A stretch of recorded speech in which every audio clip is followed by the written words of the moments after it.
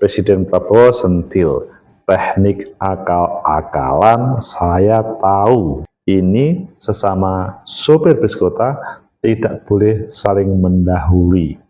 Disampaikan di suasana acara Kadin. Bagaimana menurut kalian, apakah ini menampar bahwa banyak pemain yang tidak beres dalam usaha bisnis di Indonesia, atau ya ini hanya untuk guyonan saja? Menurut analisis saya,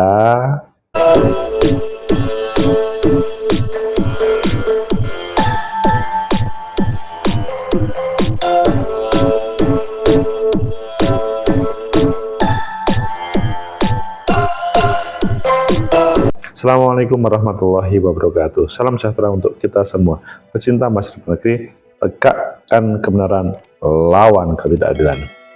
Apa yang disampaikan oleh Pak Prabowo itu menurut saya serius, karena meskipun dengan nada canda, tetapi itu sepertinya mengena terhadap semua hadirin. Orang-orang Kadin, Kamar Dagang Indonesia, terkena semuanya. Tetapi mengapa kok tidak marah? Ayo kita baca di beberapa media, selanjutnya nanti kita kupas dan bagaimana solusinya terkait dengan main-main tersebut. Pertama kita baca di CNN Indonesia. Prabowo, saya lama jadi orang Indonesia, teknik akal-akalan saya paham. Emangnya orang Indonesia banyak teknik akal-akalan ya? Wah, bahaya ini. Kemudian yang kedua, di Kompas, Prabowo, saya sudah paham semua teknik akal-akalan. Sangat bahaya untuk negeri ini. Yang ketiga, di Detik, Prabowo sendiri oknum institusi boros, teknik akal-akalan saya paham. Kalian pilih yang mana? Oke, kita pilih CNN yang sudah lama kita tidak membaca CNN Indonesia. Prabowo, saya lama jadi orang Indonesia, teknik akal-akalan saya paham.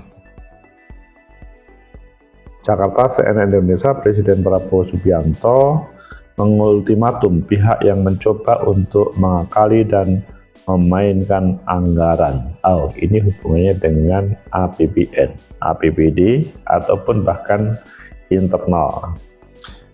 Ultimatum ini ia berikan saat Munas Konsolidasi Persatuan Kadin di Ritz-Carlton, Jakarta Selatan pada kemarin. Mulanya yang mencontohkan bagaimana keuangan suatu perusahaan bekerja, Prabowo menekankan tidak ada perusahaan yang survive jika pengeluarannya lebih besar daripada pemasukan.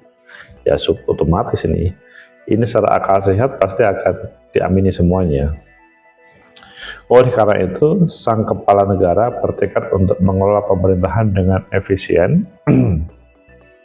Prabowo Subianto ingin mencegah kebocoran-kebocoran anggaran yang selama ini terjadi. Awas, bocor-bocor di berbagai lembaga, Kadin tidak boleh bocor, kan begitu. Saya paham banyak orang nggak percaya bahwa ini bisa tercapai. Saya paham.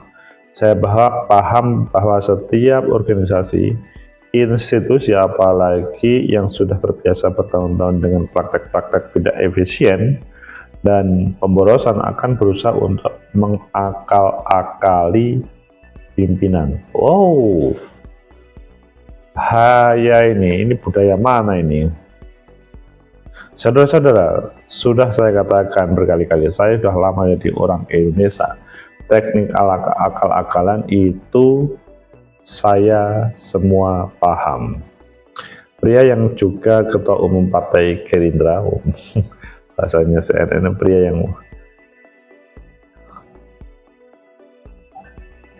yang sudah cukup umur ini, bahasanya, mengatakan Indonesia sebenarnya sangat kaya, akan tetapi kekayaan tersebut tidak dikelola dengan baik menggunakan akal-akalan. Namun kini ia merasa sudah semakin yakin dengan cara menangkal pemborosan anggaran. Harapannya langkah ini bisa menghadirkan manfaat sebesar-besarnya untuk Indonesia. sudah saya putihkan dan saya sekarang merasa lebih percaya mampu mengelola kekayaan Indonesia. Pecinta masa depan negeri, tegakkan kebenaran lawan ketidakadilan. Itulah yang terjadi di Munas Kadin. Presiden memberikan sambutan. Beliau sangat paham terkait dengan teknik akal-akalan karena sudah lama menjadi orang Indonesia.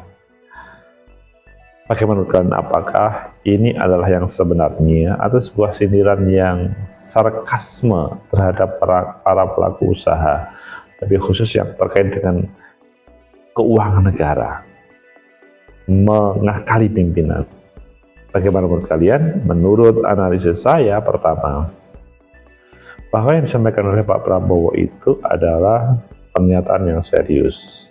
Maksudnya meskipun tersenyum, itu mempunyai pesan yang besar terkait dengan para pelaku usaha dan pengelola negeri.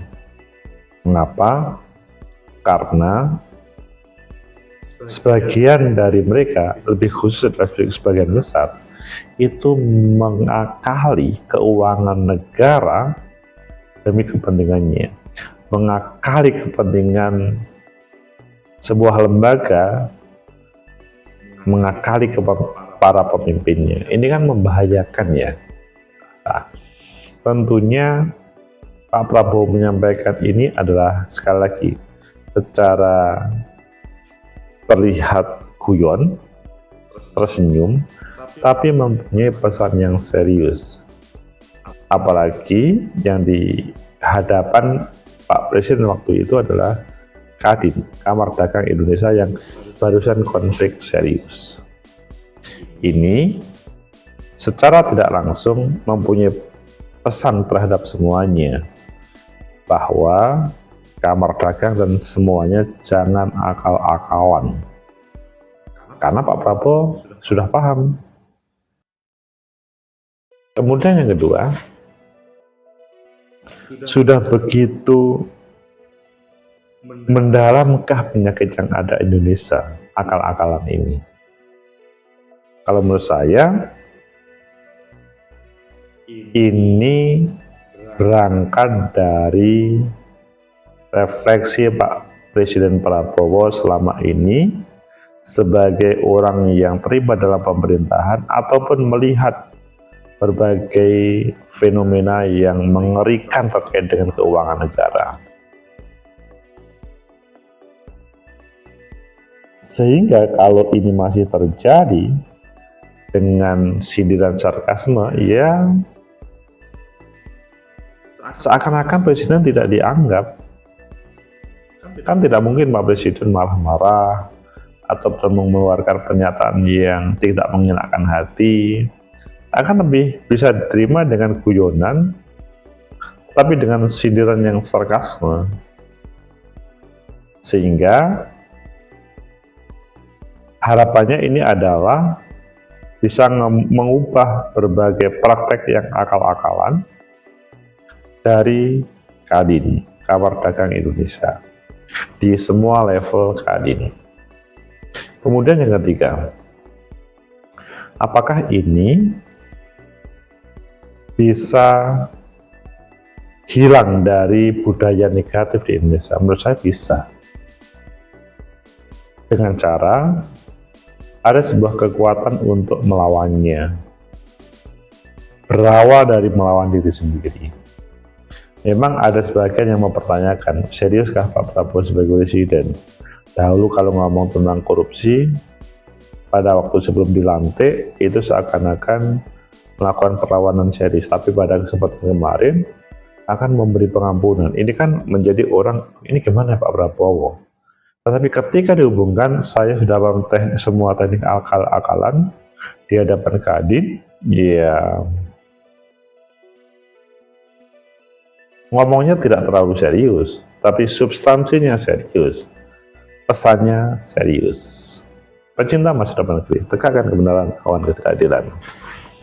Pak Prabowo sebelum menjadi presiden sudah sekian lama menjadi menteri, sekian lama di TNI. Di situ melihat akal-akalan yang dijalankan orang-orang yang menurut Pak Prabowo tidak benar. Tentunya di lembaga lain pun besar kemungkinan terjadi. Maka sarkasme, sindiran sarkasme ini seharusnya bisa meluruskan. Tidak cukup meluruskan yang penuh kesadaran, tetapi seharusnya meluruskan terhadap semua yang akal-akalan tersebut. Seharusnya menurut saya semuanya malu, tapi khusus teman-teman Kadin yang seakan-akan di hadapannya semua orang yang di Kadin itu bermasalah. Saya sudah paham semua teknik akal-akalan. Semoga ini adalah tamparan bagi seluruh anak negeri, khususnya teman-teman Kadin, sehingga tidak ada yang bermain-main dengan anggaran, semoga tidak ada yang bermain-main di belakang para pemimpin negeri ini, baik lembaga negara ataupun lembaga swasta. Semoga bermanfaat. Like, subscribe, comment, and share. Sampai jumpa.